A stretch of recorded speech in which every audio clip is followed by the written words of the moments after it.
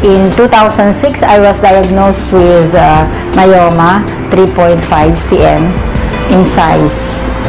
In 2007, I was informed by my doctor that I should be operated on because it might grow bigger.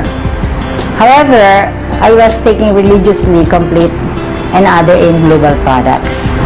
The reason why I did not get operated on last 2007 was because I was afraid to be operated because I had 5 operations, 2 major and 3 minor operations.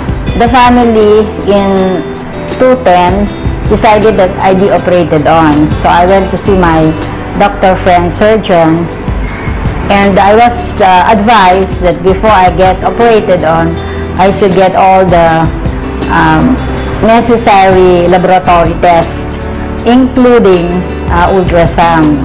So I had the ultrasound in Quezon Martires City last December 2010, and to my surprise, I found out that there is no more myoma in my uterus.